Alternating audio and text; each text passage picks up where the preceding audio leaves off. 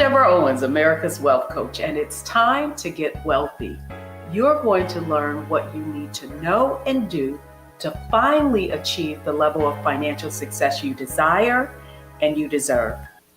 The struggle is real for women of color in the workplace. Black women specifically represent about 14.5% of roles in business and management in the U.S. Many find themselves stuck and unable to move into the senior ranks where all of the money resides, those stock options and those benefits. Well, joining us today is someone who's going to give us the exact strategy needed to move beyond those circumstances and become unstuck and unstoppable. Well, here are the 3 things that they don't want you to know about what it means to really accelerate your career into the senior management ranks. Number 1 is what got you to your current role will not get you to the next role. The other thing is no one is going to come and tap you on the shoulder and say, you're doing a great job, you're ready for the next level. And then finally, you get what you negotiate. And here to share with us exactly what we need to do is someone who was born to inspire. She's Janine K. Brown, and she's made it into the ranks of some of those management roles that we see.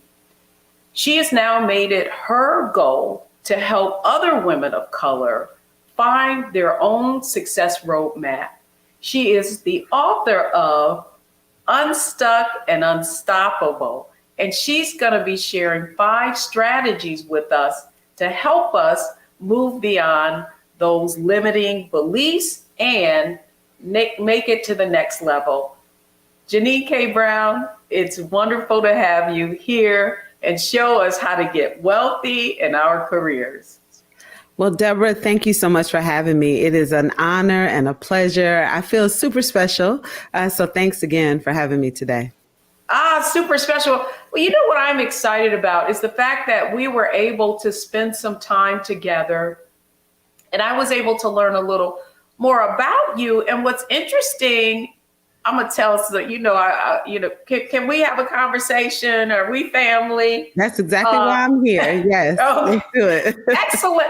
Well, what I find really interesting about your work, and when I was doing research, is you don't really talk about your own career and the fact that you're a certified public accountant. You have had roles in some of the most significant consulting organizations, and though I didn't find that in your bio, so the question I have before we even get into it is, why is that?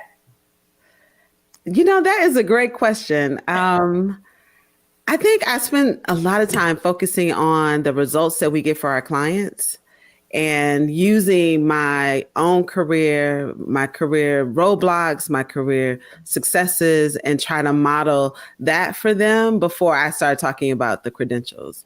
I mean, Deborah, a lot of people achieve the credentials, they get the classroom knowledge, but they don't acquire some of the work knowledge, right? They haven't been in the boardrooms, they haven't made decisions and had high impact negotiations. And so they're typically just talking book work. And so I like to spend my time talking about, the examples and giving real examples about what I've done.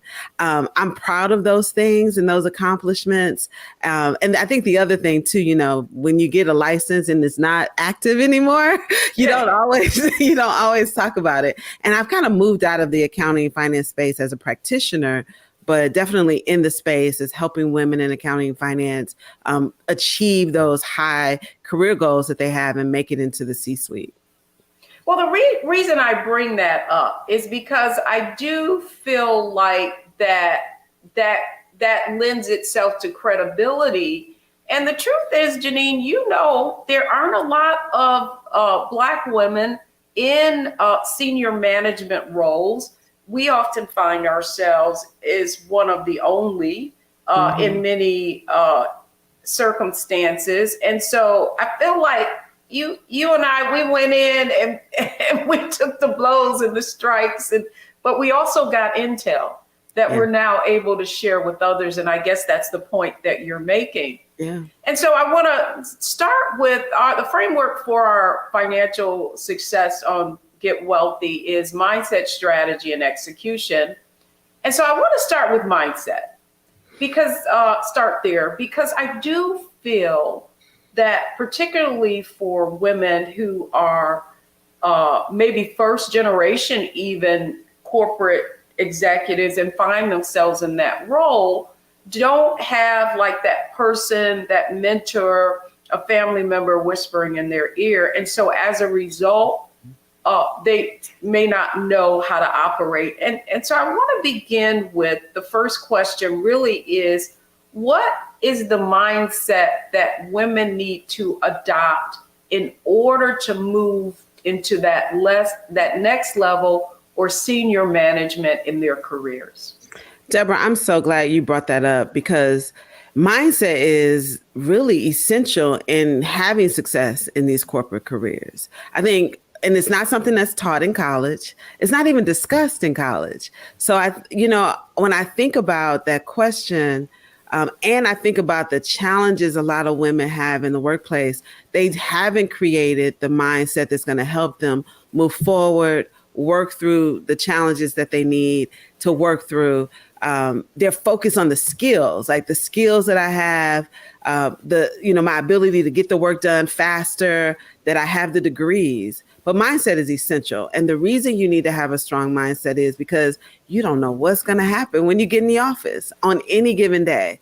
Change is constant in corporate America. Companies are constantly reorging, and you have to have the ability to stand strong no matter what is going on around you, and also be able to keep a good poker face during a negotiation and during the changes and in leadership, and when you're dealing with microaggressions related to gender or race or education in the workplace. So without that, I don't even know. I think that's how a lot of women actually get a little burned out because they haven't created a routine and the intentions, the mantras, the affirmations, whatever it is that they need to keep them mentally strong so that they can stay emotionally strong at work. Woo! You said a mouthful. And what I love the fact is that you mentioned mantras and affirmations. And one of the things that I often tell women in my community is every morning I get up and I say, I have everything I need to be everything I need to be. Mm-hmm. And I say that to validate the fact that I know that I'm going to there are going to be challenges. Things aren't going to necessarily work out the way that I think they are in so many different circumstances, right? Because we don't have control over things. Mm-hmm. And it's affirming myself that allows me to know that I'm going to hit something, but it's not about what happens. It's about how I respond to it. Yep. So to that end, one of the things in your book you talk about that I think is important around mindset is being bold.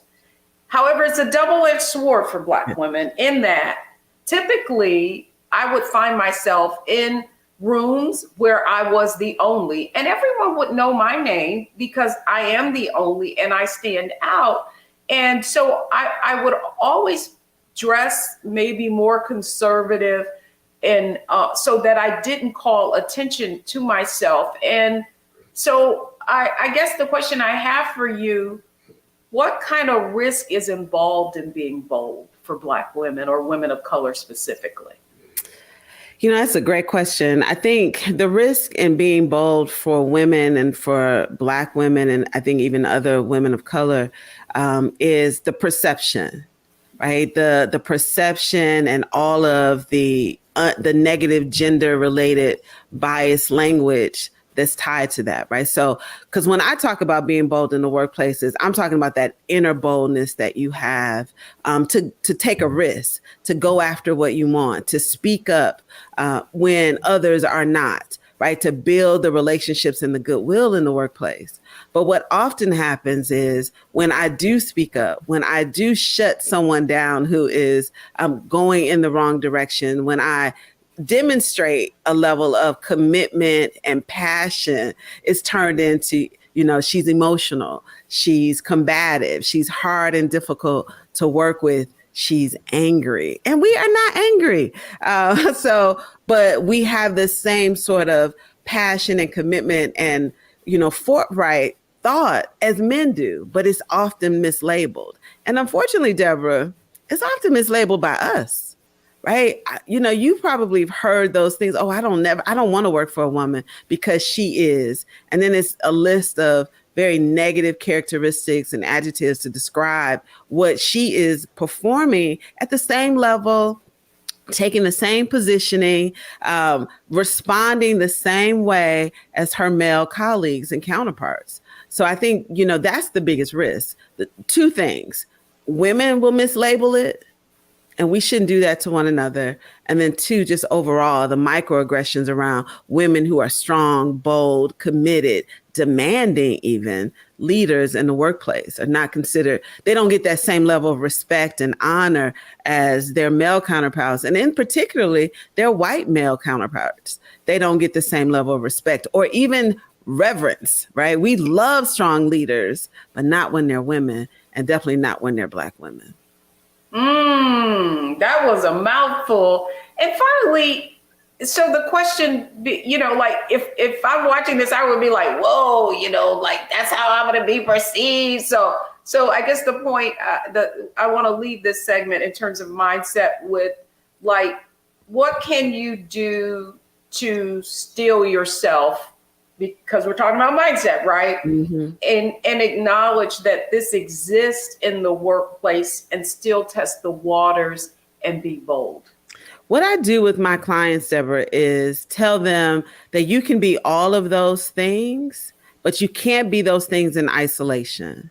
You can be bold and strong. You can be, forthright. You can be a woman who speaks truth to status quo behavior, but you got to build relationships. And that's a mindset thing, too. We got to break some of these negative, maybe the distrust, right? So sometimes as women of color and Black women, we have had some moments where people have betrayed us at work. They betrayed us in our personal lives. And sometimes we don't know how to let that go. So we're guarded.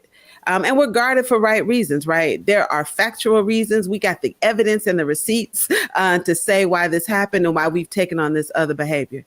But I will tell you, the women in the workplace, and I bet you probably experienced this too, who are the most successful in climbing the corporate ladder, getting what they want, negotiating, getting the yeses that they need, are women who have built relationships with people across difference in the workplace. They have a group of mentors and sponsors and allies who are like, you know what, Deborah, I trust you, I believe in you, and I know you.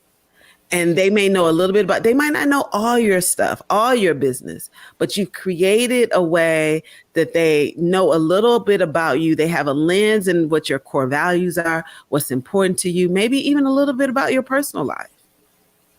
And that is, I think, the way that women are successful. And you can create mindset around that, right? That can be a mantra, right? People like me, they love to work with me, and they trust me, and I trust them, right? That's so good. That's so good, because that's what I'm excited about. And that's why I was excited to talk with you. Next up is strategy. And that's exactly what you're talking about. So now we're going to talk about getting out of your head, because now you got the right mindset, but now you got to execute and really apply what you know you need to do. So when we come back, folks, don't go anywhere, because this is a conversation that needs to be had. Don't need to be stuck. You can become unstoppable. And that's what we're going to talk about, strategy, when we come back.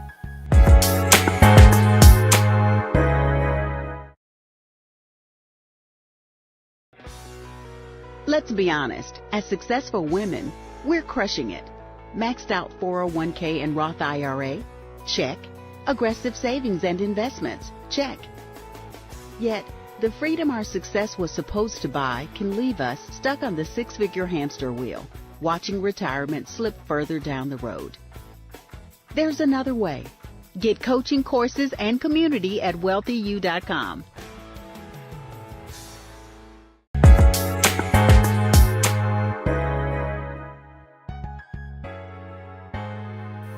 Welcome back, everyone. I'm Deborah Owens, and you're watching Get Wealthy, and we're talking about how to get wealthy in your career. My guest today is Janine K. Brown. She is the author of Unstuck and Unstoppable. I'm looking at her book right now. It's next to me, and I can't put it down.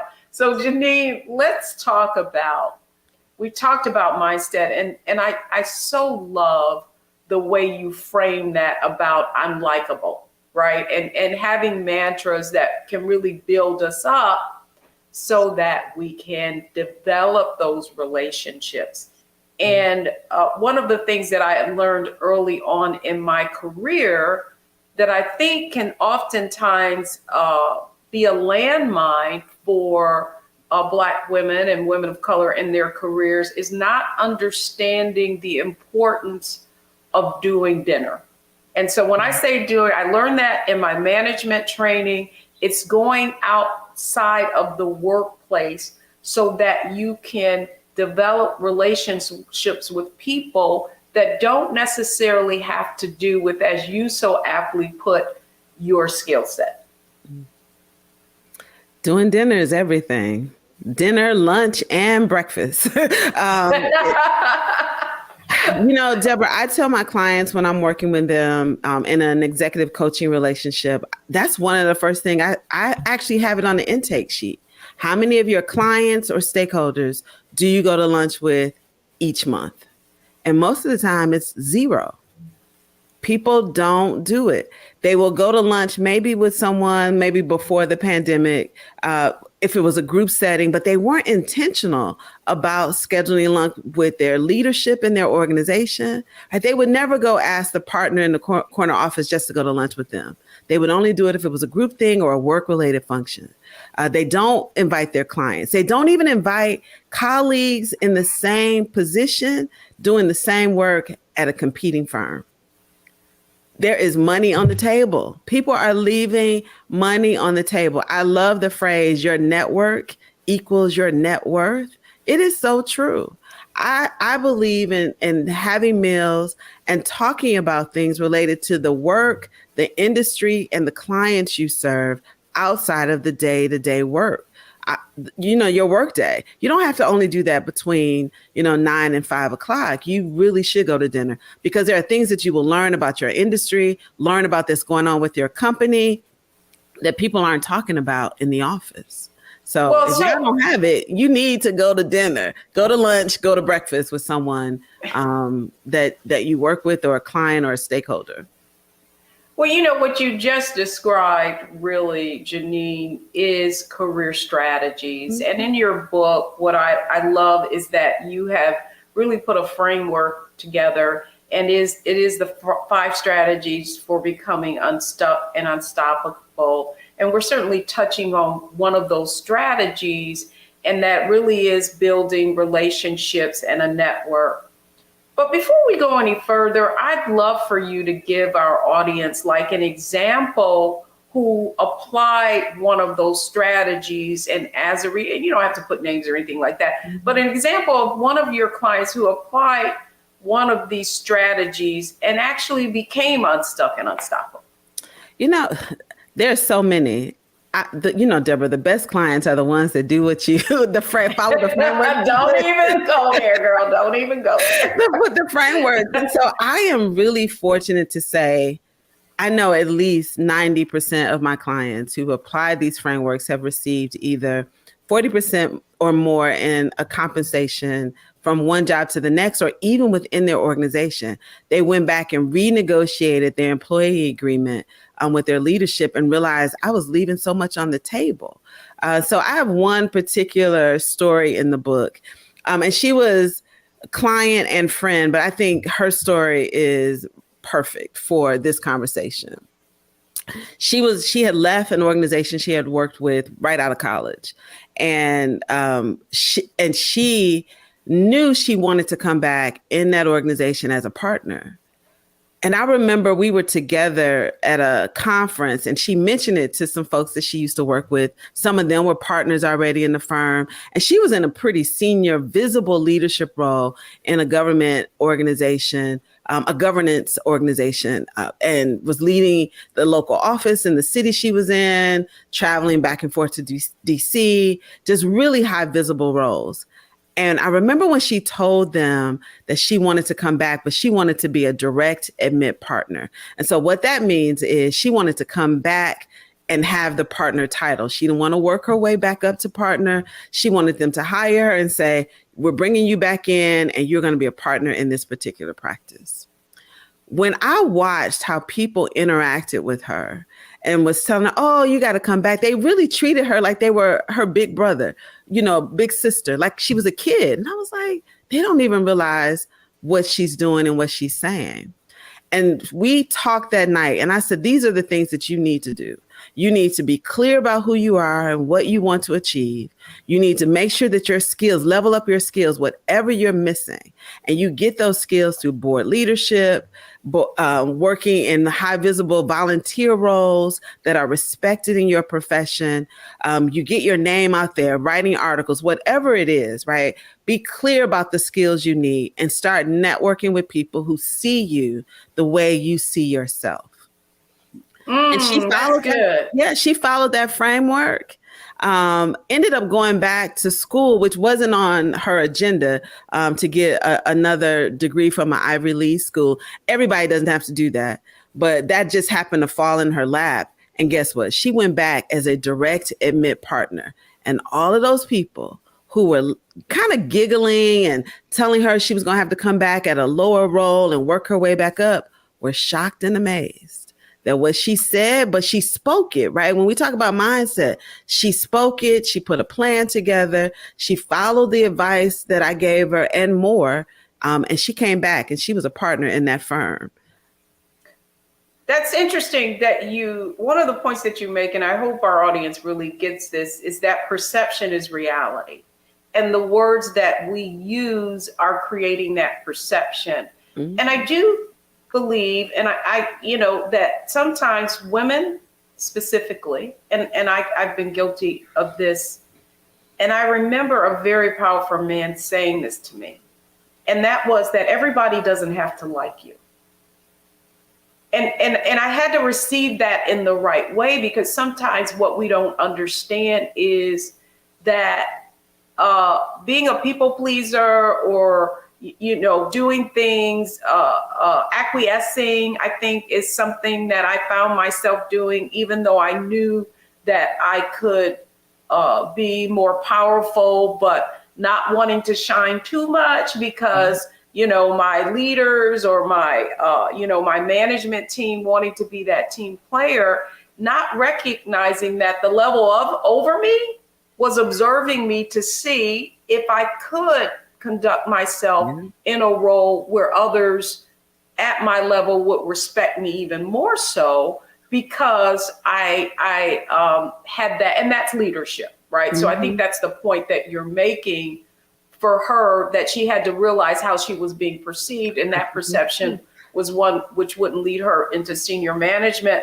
But you brought something else up, and I do think, and particularly in Wealthy U and our Wealthy U community, what I do see is women going into significant debt in order to enhance their skill set. And so I'd like for you to just talk to us about what are some strategies that women can use to get those credentials without putting themselves in financial jeopardy. Yeah. So, there are some women will end up could possibly go back to college and get a free education, but it's hard, once you get out of undergrad.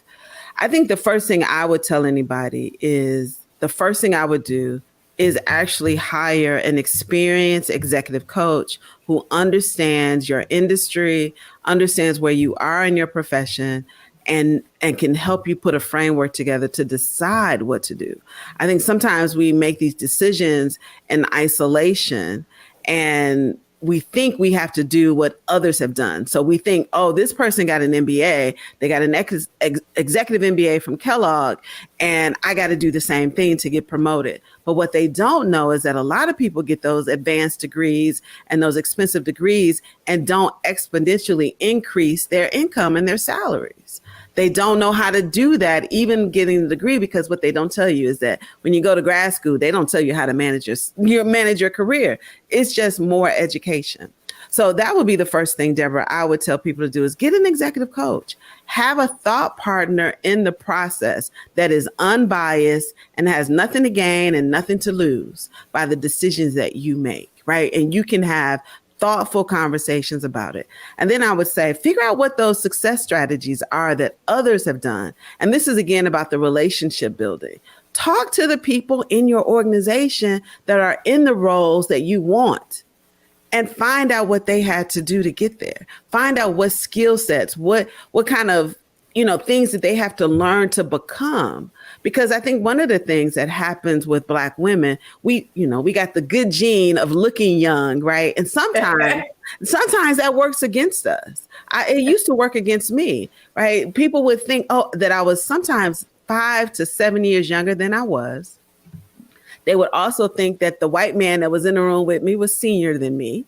And so you're working against some of these biases. And then because if you are focused on being likable, what happens is that you don't look like you're leadership ready, right? Because you're being, so you're not demonstrating that you can make tough decisions. And the perception that becomes reality is that you're too young, right? You don't have enough gravitas to move into this role, to lead this team.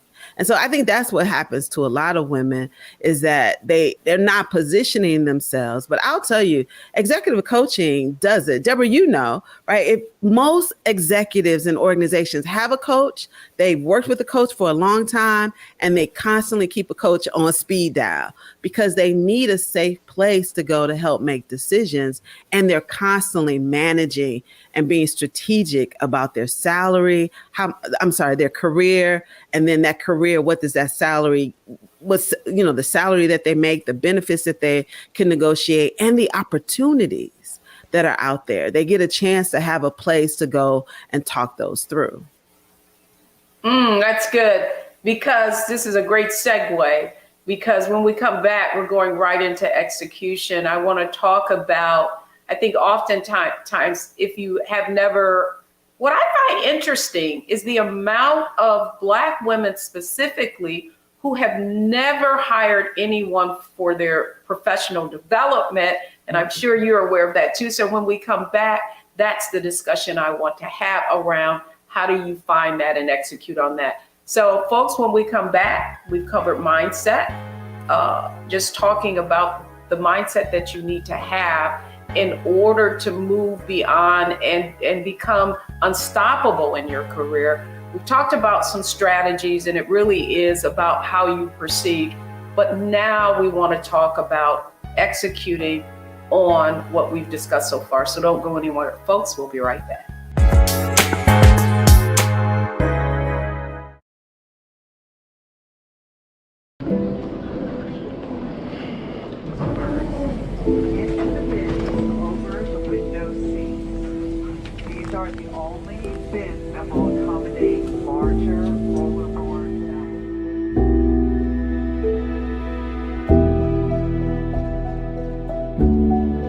Put 10 in here? 10, and you don't come out till you die. And you eat him, you eat 10. Oh my God. So what?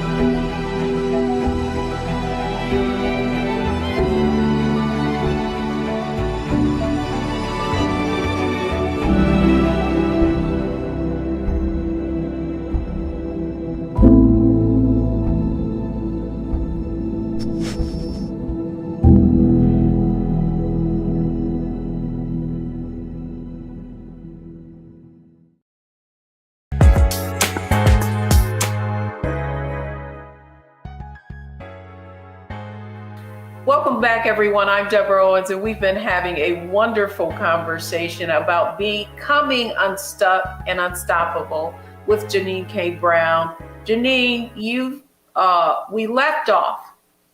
When we left off, we were talking about the fact that you need to get help, right? Like you need to hire, when you're going to that level, you need to have someone who is unbiased. And I think, and so I want to start there when it comes to execution, because I believe, and certainly I had this in my career, that many people feel like HR and, internally that you can have these conversations about your career and that's where you're there for, and you can do all those professional development courses within. And I'm not saying that you shouldn't take advantage of that, but I really would like you speak on the difference between having an internal advocate and someone who's outside, and why executive coach is a good strategy for that. I think the biggest difference is anybody inside your organization that you're working for is working for the company first. So when you go to HR with a complaint or a need, they're looking at it through the lens of what's best for the organization. Before they look at it, what's best for you. So that's just the truth, right? That's what they're hired to do. But what most women don't know is that when they're negotiating to take a new role or a promotion, they don't negotiate their professional development. And that's a negotiable benefit, right? Negotiate training both in the organization and externally, conferences that you want to attend, and support like an executive coach. Most companies you can negotiate it. They know how much they want to spend and are able to spend on professional development. So if you think that the only training that you have access to is that is initiated by the organization, then you are completely misled. And so now we done broke that, right? So now you can go back and say, hey, let me go look at these conferences in my industry or things that I want to develop so I can be there and be in the room, because that's developing. Networking is part of your development. And then I would say, talk to your leadership. Most of the people that we work with in my firm that we coach, their companies pay for coaching, because coaching is an investment. And so if, you're making an investment in yourself, if your company doesn't pay for it, but I'll tell you, most of our roster, our companies pay for it. Companies hire us to coach their professionals. And I challenge them when they give me a roster of women they want us to coach, or even men. I'm like, well, we're the Black people. That's the first thing I ask them. I do. And to the point now they know, like, come on, I know you have to have some Black professionals in here that you're trying to retain, because what we find is that companies, they use it to, like, we got an outreach recently. A company wants to talk about retaining Black professionals and what we can do. Well, you know what? The same thing you do to retain all your other professionals is what you need to do. But the coaching is a big part of that, and being able to negotiate along with all your other benefits. And I think, Deborah, you know this, when we talk about building wealth in your career, a lot of it is because we don't even know what to negotiate. We don't know that we can negotiate deferred compensation in some of these roles, equity and stock options, and more stock options we can negotiate the percentage of our raises, that we can take the good work that we're being rewarded for by getting more work and saying, hey, this is what I've done. This is the impact that I'm making in this organization. I do this different and better than anyone else here, not only at this company, in my industry. Right? Yeah, it is. I love that. And we haven't touched on branding, and I do want to touch on that. But one of the things you said was so critical, and that is the work that we focus on in Wealthy You. We call what you just described opportunity levers. Many times people are standing 10 feet away from goal, but because they don't know what it looks like, it's hidden from them. So let's talk about where the money resides, right? Yeah. The reason that you want to accelerate your career is it because it gives you access to those opportunity levers, like stock options, like executive coaching, like professional development, like the company actually paying for your executive MBA program. Mm-hmm. In any role that I have taken, before I have taken it, I've already had a strategic reason for even considering it. and knowing that based on my value, in order for me to be able to perform at a high level and really create value for your organization, this is what we need to do to make it a win-win. And so to that end, one of the points you make in the book really is about negotiation. We talked about, you just described, girl, this is what you need to be, negotiating for. Who do they need to be negotiating with? Is it their senior leadership? Is it HR? Just talk to us a little bit about how that process would be initiated. So one of the reasons a lot of women don't know what's negotiable or even realize what the gap is because they're moving into roles that they're already overqualified for. So Deborah, most people apply for jobs they can already do. So there is no readiness gap that the organization can say, oh, we know you can do this job, but we want to ensure your success, so we're going to make sure you have a coach. See, that's what happens with men. They apply for a job that they're achieved, they have potential to get into. That's the word, right? So they apply for it. There's potential to do it, but we want to make sure they're going to be successful. So we're going to give them a coach. If we can get more women to apply for roles that they're not necessarily ready for, but they can qualify for, then they can have these conversations. And who should they be talking to? They need to be talking to other leaders in the organization, not HR. Because HR isn't the final decision maker on the yes to the executive coach, to the compensation, right? They put the package together that's been told to them. I will call down to HR, hey, I'm hiring Deborah for this role. They're telling the HR professional, this is what we're going to pay her. This is what, they tell them. HR doesn't tell the hiring manager. So you need to be talking to leadership over dinner, breakfast, or lunch, right? And saying, what kind of benefits do you get at this level in this organization?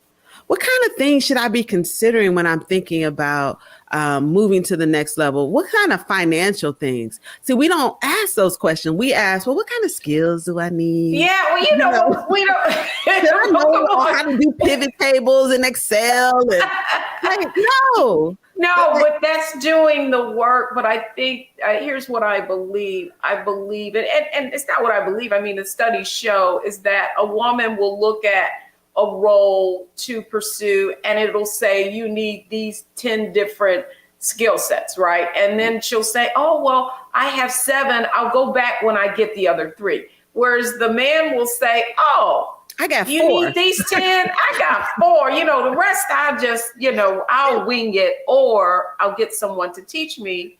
And so that really is your point. That is my point. And I think that what we have to understand at those levels are the dynamics and how they play a role. And the reason I wanted you to really delineate between who people need to be talking to, because I think what happens is, people, they go on the internal network, they see what roles are available, and rather than seeking it out and seeing who is the senior leader they would be reporting to and doing, and here's what I call, and I think it's like a ninja move, I'm telling you, and I want to get your view on it, and it's just informational interviews. Don't go to people asking for a job or you want this role. Just go to people and say, you schedule a time with a senior leader and you say, hey, I'd just like to discuss, your role, what you've done to get there. You go and you interview them. Everybody wants to talk about them. And then you say, hey, here I am. You already have something specific you want to talk to about. This is the role I'm trying to achieve. If you were me, what would you do? And exactly. I want to get your thoughts on how to really manage the work environment to your benefit. Deborah, you just laid it out. That's exactly what I tell my clients to do. And I tell them, go and be really clear about what your questions are and be specific about what you need from that person after that informational interview, right? Because the people that you're doing informational interviews and having conversations with are busy people, right? They're probably busier than you are. So you want to make sure you maximize that 30-minute conversation, that 20-minute coffee chat, and be really clear, right? Ask them, what do you think I need to do? And then tell them the roles that you're interested in. Do not leave that conversation without an ask and a tell. And the reason that's important is because you have to tell them why you're doing it. Like, why am I talking to you? I'm talking to you because I want to be promoted to senior vice president in information technology, where I have oversight over this, right? Because what happens is they'll remember that. And when they're in meetings that you're not invited to, and they're talking about who they're looking for, who are the next leaders, we're talking about concession planning. We're talking about new opportunities coming online. They'll remember. They'll be like, oh, I talked to Deborah and I think she would be great. We need to put her on the list to make sure that we're talking to her when this role opens up. And a lot of people they don't know your name because you got your head down and you're doing this hard work and you're trying to be excellent and you're working twice as hard as everybody else because you believe that's what you got to be twice as better. And guess what? But you're not talking enough. So you got to go in those information interviews and while you're networking over breakfast, lunch, and dinner, and you got to tell people, you got to have a tell and you got to have an ask. And the ask is, hey, can I count on you to support me? Would you be willing to have more meetings with me? Can I check in with you maybe once a quarter, right? Whatever that ask is, be clear about it and then hold yourself accountable to making sure you're holding them accountable to supporting you. I love that, Janine. Or would you be willing to introduce me be specific. Love this, man. We've covered a lot of ground, and when we come back. Can I touch on that a little bit? Well, we're going to do that when we come back. We're going to come out of this and we're going to go right into that because it's our lightning round, and you're going to be able to say whatever you want to say so that you can tell the people that are watching what they need to do to become unstuck and unstoppable. So folks, don't go anywhere. When we come back, it's our analyze, optimize, and maximize round. And that's when we're going to be putting all of this in order so you know exactly what you need to do. So don't go anywhere, folks. We'll be right back.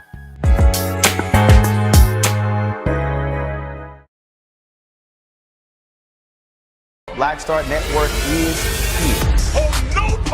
I'm real revolutionary right now.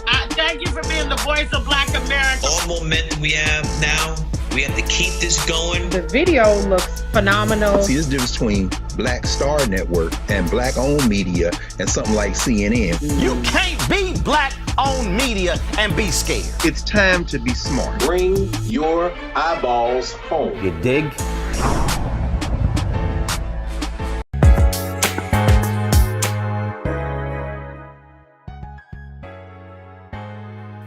Welcome back, everyone. I'm Deborah Owens, and we've been having a conversation about how to get wealthy in your career with Janine K. Brown. She's the author of Unstuck and Unstoppable.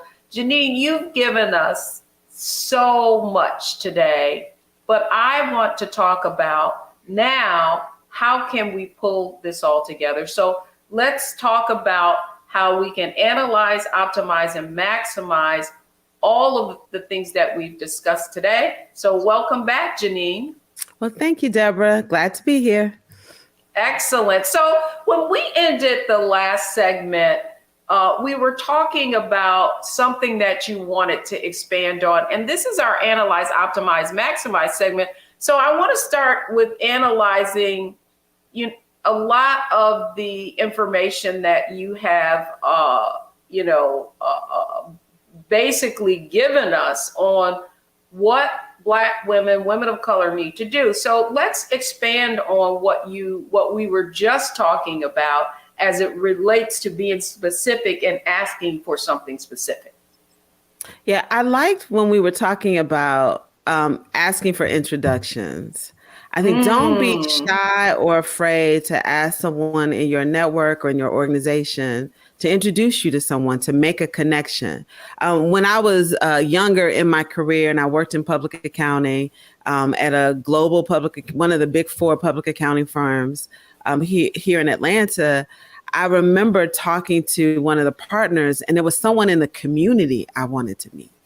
And I would ask those questions like, hey, do you happen to know this person? And I got an opportunity because I did that to meet a lot of civil rights leaders. They weren't just in my profession. So I got to meet, these civil rights leaders, politicians, executives in industries that I didn't serve.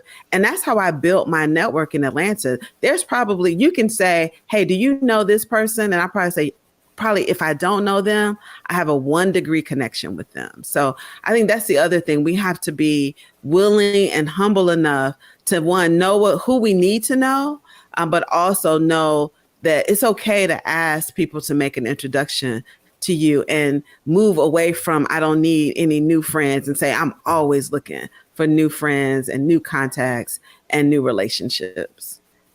It's so important, Janine. The point of that introduction and why that introduction is important, and this is what I want the audience to understand, is because when someone introduces you in, they are using your influence. And what it does, it accelerates the know, like, trust factor, right? Because if I come in and I'm introduced, and someone they trust already knows you, they know that person is not going to introduce you in unless you've already vetted them. And so that's important. But you also brought up another point that I think is critical. I think oftentimes we're very insular, just in terms of our careers. And we may think that we're in the accounting profession. I wanted to talk about organizations that we needed to be involved in, but we'll stay in, I'm a CPA, I'm going to be in the National Association of Accountants or whatever. Talk to us a little bit about why that going outside of your circle and meeting leaders of influence in all different kinds of industries or capacities is important. Well, one, I think it helps us become better thinkers when we know people in other industries, because they have different viewpoints and different experiences. And so I'm always challenging myself to look at a situation or, to analyze things through a different lens, right? Because educators have a different viewpoint than those of us who were in executive leadership about a situation. So I think that's the first thing. Then I think it just gives you a richer, more robust network when, as an accountant, I have friends who are attorneys, school teachers, people who are engineers, people who even may be in other white collar professions like construction. And then if I have the responsibility to build clients within my organization, I can do that because I have more people that I can reach out to.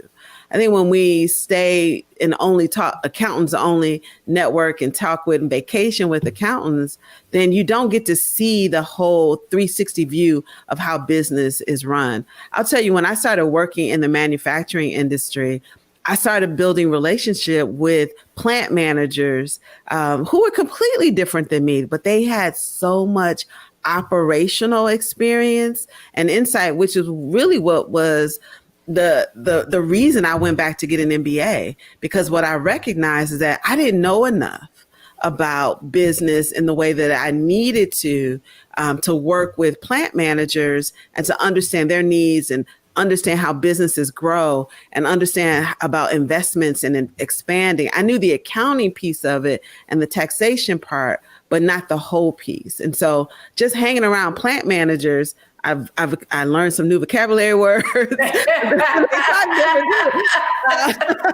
but I also learned so much more about businesses and managing teams. Right. So my sharing that is that you just learn so much more when you can expand your network. And then you find out about opportunities, right? So I was finding out new opportunities around business. And then when I started my own firm, I still had all of this rich knowledge, this rich network, right? So I'm moving into entrepreneurship, and I could call upon all these people and say, hey, this is what I'm doing now. And they was, oh, we need you. They trusted me in this other profession. So their expectation was, oh, she can come in here and do this new thing that she's doing with our employees. And our business grew much faster because of the network. And again, it's not who you know, it's who knows you, right? And, yes. And so I think that that's the other side of that. Your network is your net worth. and it, really making sure that you're building those relationships. And at the end of the day, it's trust. The other, question that I had for you, Janine, was I know that there are a lot of people who find themselves stuck, and maybe they're mid-career and they know they should be further ahead. And so my question to you is, what can you do now to maximize? So you have this body of work, and now you want to kind of leapfrog. What advice would you give someone who finds themselves in that situation? Well, the first piece of advice I would give them is, one, to purchase my book, Unstuck and Unstoppable. Get the 5 strategies to leverage your career and accelerate yourself.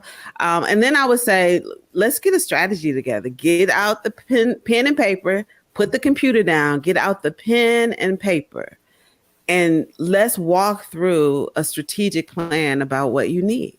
Right? All the things that we've shared today, Deborah, are just really key things that women can do. One, I would say, let's check and see who's in your network, who in your organization knows you, and who do you still need to get to know?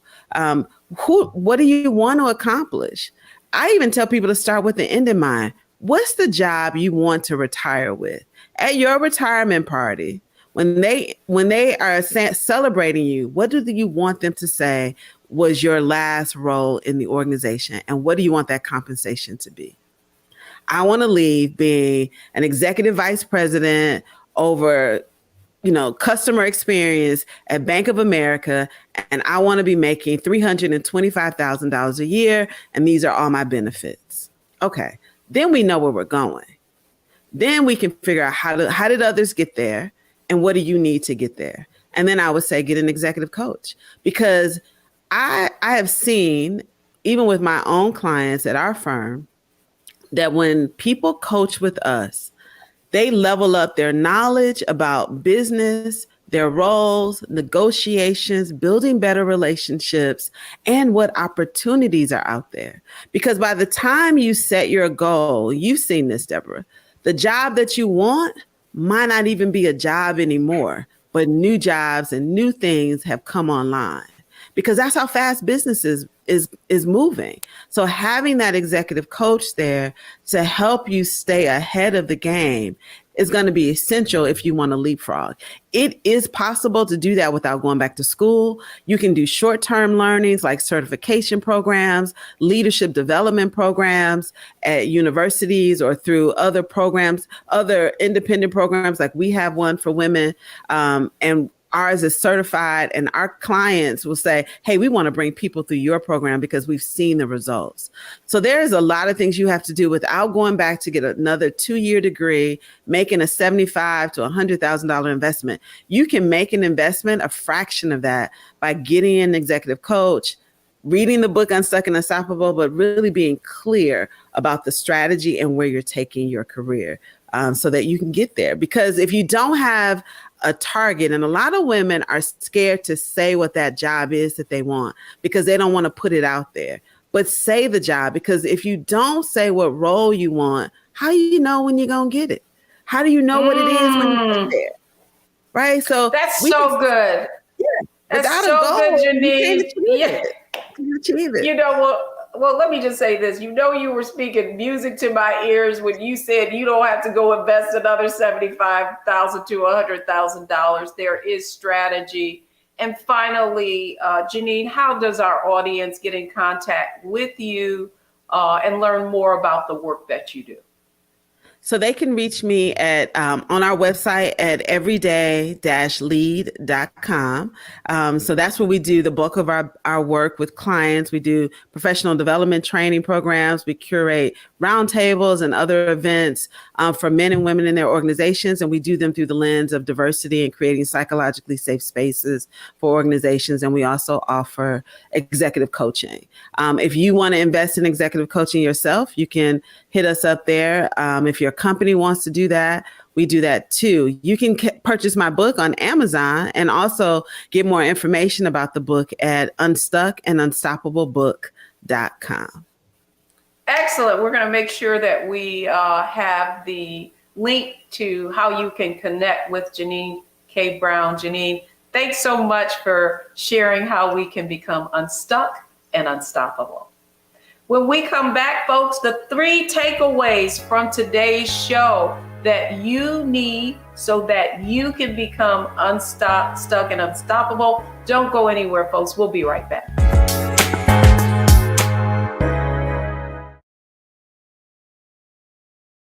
When you talk about blackness and what happens in black culture, we're about covering these things that matter to us, speaking to our issues and concerns. This is a genuine people-powered movement. There's a lot of stuff that we're not getting. You get it, and you spread the word. We wish to plead our own cause.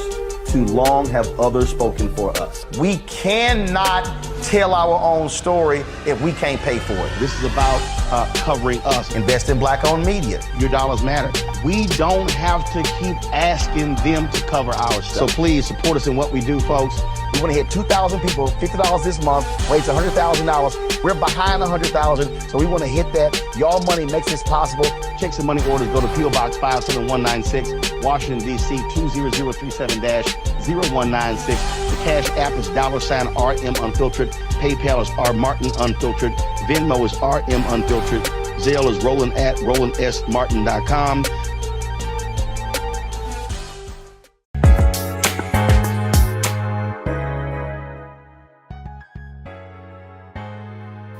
I'm Deborah Owens, host of Get Wealthy, right here on Black Star Network. And I hope you've enjoyed our conversation around what you need to do to get wealthy in your career. As I said, many of you are sitting 10 feet away from gold. It's just hidden from you. And that's what we wanted you to share with you today. And so here are the 3 takeaways from today's show. Number 1 is you have to be the leader of your career. No one's going to tap you on the shoulder and say you're doing a great job. And secondly, you have to communicate your value, how you add value to the organization's bottom line. And then finally, be your own best advocate. Have the right mindset, the right strategy, and execute.